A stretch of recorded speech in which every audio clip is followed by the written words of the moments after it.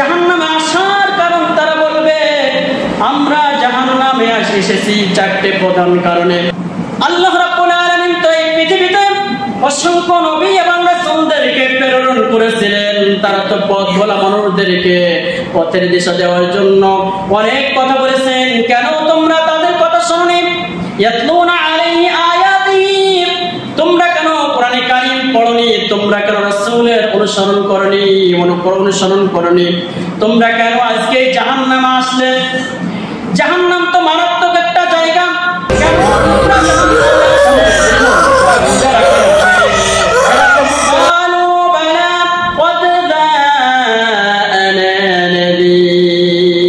তখন তারা বলবে, সূরা মুলকের মধ্যে আল্লাহ তাআলা বলছেন যে আমাদের কাছে এসেছিল পথপ্রদর্শক, এসেছিল নবী রাসূলরা, এসেছিল আলেম ওলামারা এসেছিল।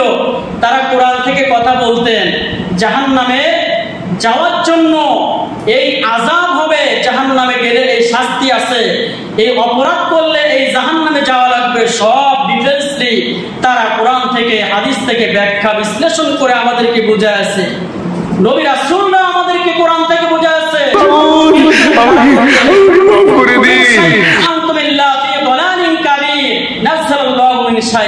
আমরা এটাকে ভিত্তিহীন করে উড়িয়ে দিয়েছি। জাহান্নাম টাহান্নাম বলে কিছুই নাই। এগুলো আলেম ওলামারা তারা গালগপ্প করে তারা এসব কথাবার্তা বলে। নবী রাসূলরা যারা বলেছেন এরাও মিথ্যা কথা বলেছেন। জোরে বলে নাউযুবিল্লাহ। কিয়ামতের ময়দানে তারা ভিত্তিহীন বলে উড়িয়ে দিবে। তারা বলবে যে আমরা জাহান্নাম টাহান্নাম এগুলো বিশ্বাস করতাম না, দুনিয়ার ময়দানে এগুলো আমরা মানতাম না যে জাহান্নাম আছে। এরপরে জাহান্নামীরা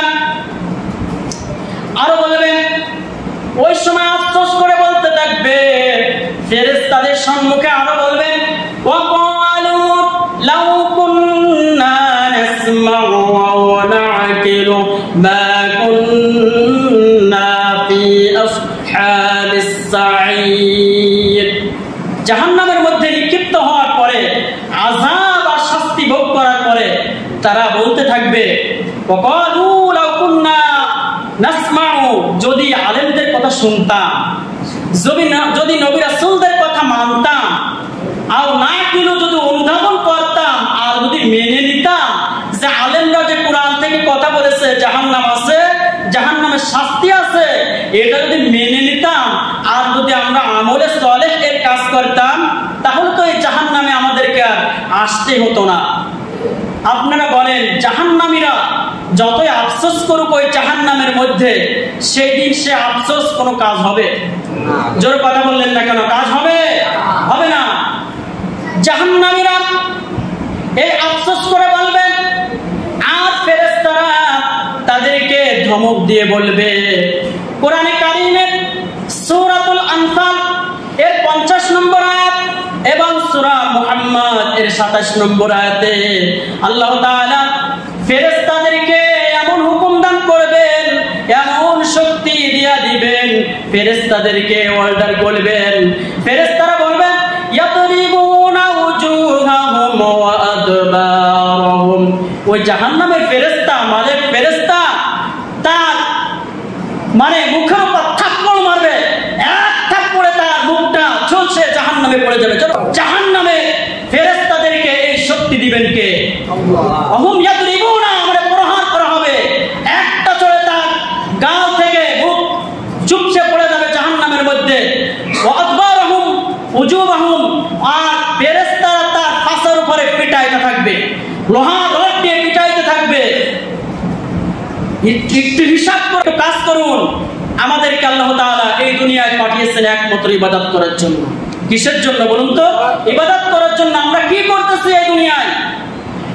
জাহান্নামীরা এক পর্যায়ে তারা সূরাতুল ফাতিরের 35 নম্বর আয়াত আল্লাহ তাআলা বলছেন যে এক পর্যায়ে জাহান্নামীরা তখন বলবে, আল্লাহর দরবারে বলবে, ওয়া হুম ইয়াদরিকু ওয়া হুম ইয়াস্তারিকুনা ফিহা রাব্বানা আখরিজনা না'মাল সালিহান গায়রাল্লাযী কুননা না'মাল। জাহান্নামীরা এক পর্যায়ে বলবে, ও রব্বুল আলামিন, আমরা তো অপরাধ করে বসেছি, ভুল করে বসেছি, আমরা তো গুনাহ করে ফেলেছি, আপনি তো আমাদেরকে জাহান্নাম দিয়েছেন, জাহান্নামে তো আমাদের ব্যবস্থা অলরেডি হয়ে গেছে, এখন আমরা কি করব রব্বুল আলামিন?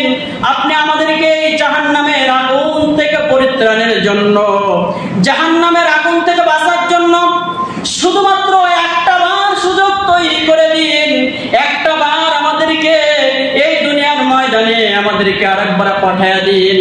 কুন্না না'মাল সালিহা, আমরা আমলে সালেহের কাজ করে আসবো।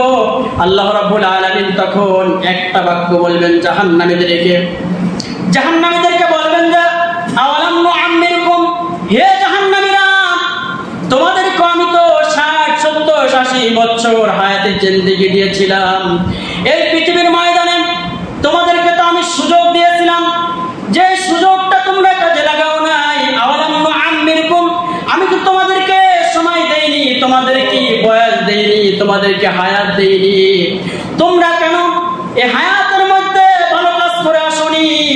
আজকের তোমাদের আর কোনো সুযোগ দেওয়া যাবে না, তোমরা এই জাহান্নামের আগুন ভোগ করো। নাউযুবিল্লাহ। এজন্য বন্ধুগণ আমার, সতর্ক হতে হবে এই দুনিয়ার ময়দান থেকে, সতর্ক হতে হবে আমাদের জাহান্নামের আগুন থেকে। জাহান্নামের আগুন থেকে বাঁচার জন্য আমাদেরকে আমলে সালেহের কাজ করতে হবে।